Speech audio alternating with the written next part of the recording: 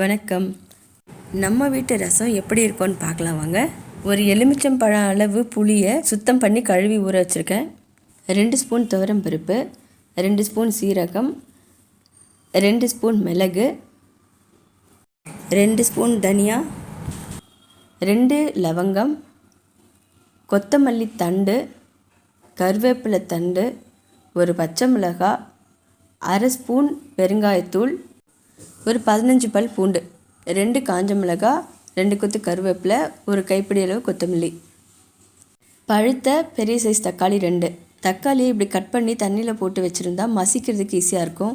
புளியோட 1/2 spoon உப்பு சேர்த்து 1/2 மணி நேரம் ஊற வச்சுடுறேன். ரசத்துக்கு ஒரு 1/2 ஸ்பூன் அளவு மஞ்சள் பொடி சேர்க்க போகிறேன். முதல்ல துவரம் பருப்பை அடுப்பை சிறு தீயில் வச்சு நல்லா ரோஸ்ட் பண்ணிக்கலாம். கருகிடக்கூடாது. இதை மிக்ஸி ஜாரில் சேர்த்து நல்லா பொடி பண்ணிக்கணும். இப்போ பாத்திரத்தோட சூட்லேயே 1 ஸ்பூன் தனியா, அதையும் கொஞ்சமாக வறுத்து விட்டுடலாம். இதுக்கடுத்து 2 ஸ்பூன் மிளகு, இதோட 2 ஸ்பூன் சீரகம். இதை ரொம்ப வறுக்க வேண்டியதில்லை, சூடு ஏறி வாசனை வந்தால் போதும். இதோட ஒரு காஞ்ச மிளகாய். நீங்கள் உங்கள் காரத்துக்கு ஏற்ற மாதிரி காஞ்ச மிளகா சேர்த்துக்கோங்க. இது கட்டாயம் காரம் குறைவாக தான் இருக்கும். புளியோட கொத்தமல்லி தண்டை கட் பண்ணி போட்டுக்கிறேன்.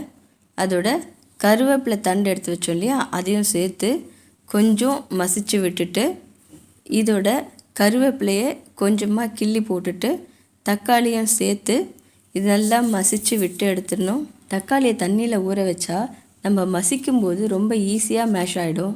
ரொம்ப லேசான சூடு இருக்க தண்ணியில் போட்டு வச்சா கூட ரொம்ப ஈஸியாக மசிக்க முடியும். இதோட மஞ்சள் பொடியை சேர்த்து கலந்து விட்டு கொஞ்ச நேரம் அப்படியே வச்சிடலாம். கொத்தமல்லி தண்டு, கருவேப்பிலை தண்டு, மஞ்சள் தூள், தக்காளி இதெல்லாமே அந்த தண்ணியில் நல்லா ஊறி வரும். வறுத்து வச்ச மிளகு, சீரகம், தனியா, மிளகாய் இதெல்லாத்தையும் பொடிச்சிக்கலாம்.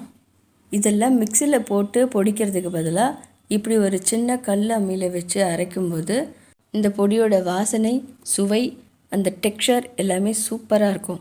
இதை வேறு பாத்திரத்தில் மாற்றிட்டு இப்போ இதுலேயே நம்ம வச்சுருக்க பூண்டெல்லாம் நல்லா தட்டிக்கலாம்.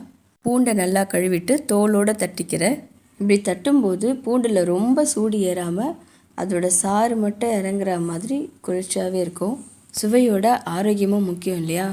பாத்திரத்தை சூடு பண்ணிவிட்டு ஒரு 2 ஸ்பூன் அளவுக்கு நல்லெண்ணெய் சேர்த்துட்டு சூடானதும் 1/2 ஸ்பூன் கடுகு, அது நல்லா பொரிஞ்சு வெந்த உடனே கொஞ்சமாக வெந்தயம், அது நல்லா செவந்ததும் ஒரு மிளகாயை 2 துண்டாக கட் பண்ணி ஆட் பண்ணுறேன். நாங்கள் காரம் ரொம்ப குறைவாக சாப்பிடுவோன்றதுனால நான் கொஞ்சமாக சேர்க்குறேன். இந்த 2 லவங்கத்தையும் சேர்த்துடுறேன். ரசத்துக்கு சூப்பரான வாசனை கொடுக்கும். ஒரு பச்சை மிளகாயை பாதி அளவு கீறி சேர்த்துருக்கேன். இப்போ இதை லேசாக வதக்கிட்டு இதோட 1/2 ஸ்பூன் அளவு பெருங்காயத்தூள் ஆட் பண்ணுறேன். ஒரு 4 கருவேப்பிலை மட்டும் இதோட போடுறேன். இப்போ நம்ம கரைச்சி வச்சுருக்க தக்காளி, புளி தண்ணியை இதோட சேர்த்துடலாம். ரசத்துக்கு தேவையான தண்ணியை ஆட் பண்ணிக்கிறேன். நான் இங்கே சொல்கிற அளவுகள்லேருந்து நீங்கள் பெரிய சைஸ் மிளகாயில் 2-3 மிளகான்னு ஆட் பண்ணுங்கள். அப்போ தான் உங்களுக்கு காரம் சரியாக இருக்கும். நம்ம தட்டி வச்சுருக்க பூண்டை இதோட ஆட் பண்ணுறேன். இந்த லேசாக எண்ணெயில் வதக்கிட்டு சேர்த்தா கூட வாசனை ரொம்ப சூப்பராக இருக்கும். பொடிச்சு வச்ச துவரம் பருப்பை இதோட சேர்த்துக்கிறேன்.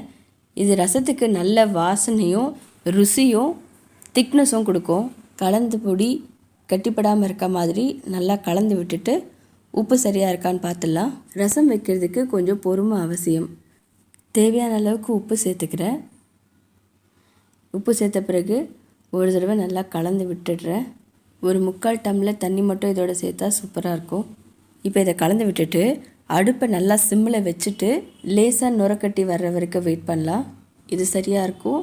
இப்போ நம்ம பொடிச்சு வச்ச மிளகு, சீரகம், தனியாத்தூளை இதோட ஆட் பண்ணிவிட்டு ரொம்ப கலந்துடாமல் பொடி மிக்ஸ் ஆனால் போதும், ஒரு 2-3 தடவை மட்டும் கலந்து விடலாம். இப்போ அடுப்பை ஆஃப் பண்ணிடுறேன். இப்படி ரசத்தை மண் சட்டியில் ஸ்லோ ப்ராசஸில் செஞ்சு பாருங்கள், சூப்பராக இருக்கும். இப்போ இதோட ஒரு கொத்து கருவேப்பிலை, ஒரு கையளவு நறுக்கின கொத்தமல்லியும் இதோட சேர்த்துடுறேன்.